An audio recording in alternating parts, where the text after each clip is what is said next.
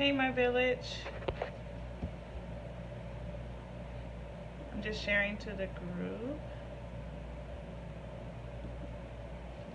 If you guys, once you get in, go ahead and say hi, hello, wave, comment.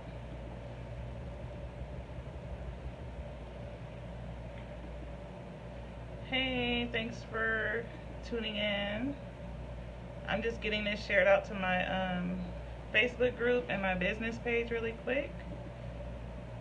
And then I'll get into the discussion today. Hopefully you guys can hear me. I'm on my phone and on my iPad today.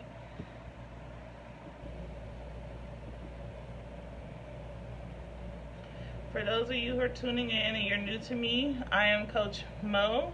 I'm a family and parenting life coach. I help parents co-parent with success to be able to coexist in their child's life.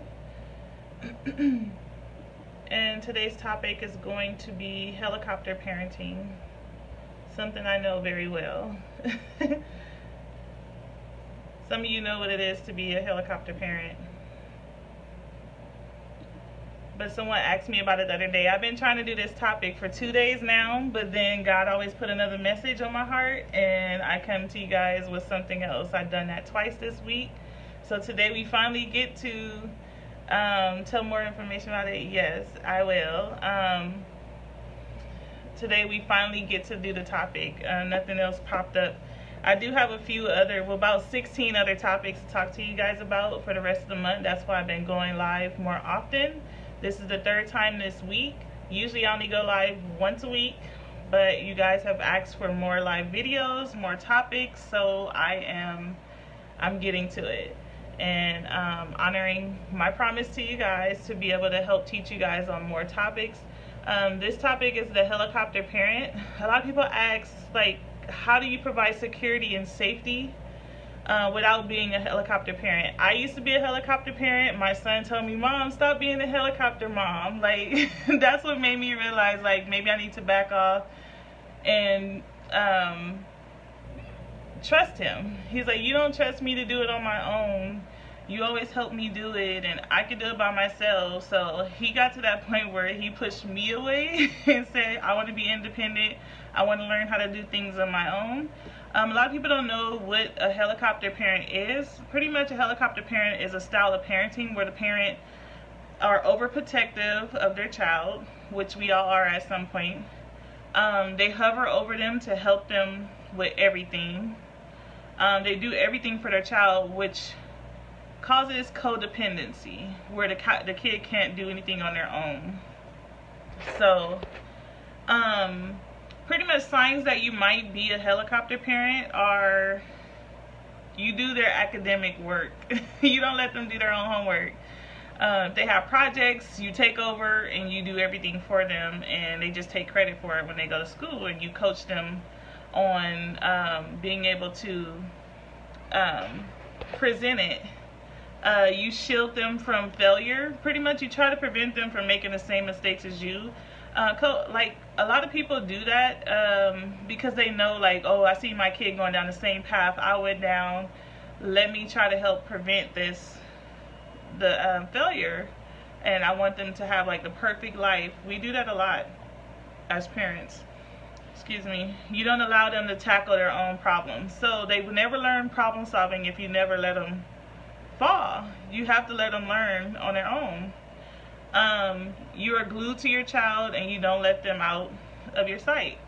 Some people literally their kid is like with them 24/7. They don't let them out of their sight.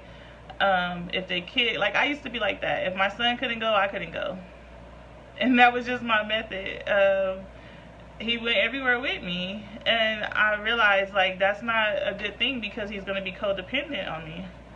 And another one is, like, you hold the responsibility for all your child's chores. So you'll tell them, like, oh, clean up your room, but then you'll go behind and clean it up for them because they didn't do a good enough job. Or you tell them wash the dishes and you go behind and wash the dishes. Sometimes I still do that. Instead of inspecting the dishes like my mom used to do, find one dish dirty and she throw them all back in the sink and you got to start all over no matter what time of the night. If she go inspect it at midnight and she see that there's 1 or 2 dishes dirty, she would throw them all back in the sink, wake you up, and make you come and do them over. You negotiate for your child's conflict. Like when they have a conflict, you go and take care of it. Hold on one second. Dacian. Dace. Hold on one second, you guys. My food delivery is here. Answer the door. The food delivery is here. Great. Hi. And you can hand it to them. This, Okay. I don't know what it is. You can hand it to them. Yeah, it was soup. A little bit. Sorry about They set it in the sink. Sorry, you guys. I ordered faux soup, but it looked like she spilled all the broth in the bag.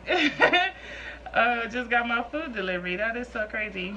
But this is something that developed subconsciously. So pretty much you worry that your child will fail. You have separation anxiety. You are overcompensating for something, because a lot of people do this when there's an absentee parent. I know I used to, before his dad started to try to be involved in his life.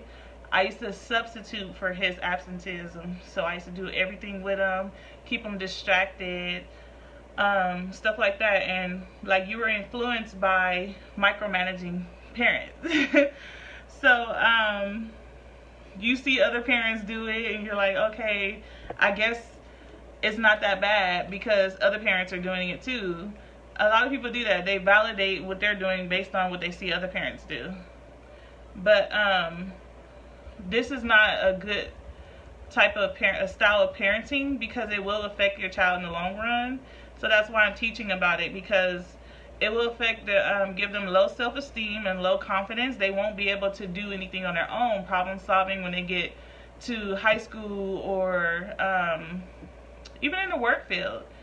They won't be able to do anything on their own because they don't have the confidence and self-esteem, because you never trusted them enough to do it on their own, because you fought all their battles for them, you did all their work for them. They never learned how to do chores properly, clean up, all that stuff, because you did it for them. They will have immature coping skills, so they won't know how to cope when dealing with certain situations. They're over anxious because they're scared usually, or lack confidence. They have a sense of entitlement, like everybody should do something for them, which is not good and it's not true, because like in the real world, nobody's gonna bow down to you. You have to work hard for everything. And when you're a helicopter parent, you're not teaching your kid to work hard to get what they want and strive for excellence on their own.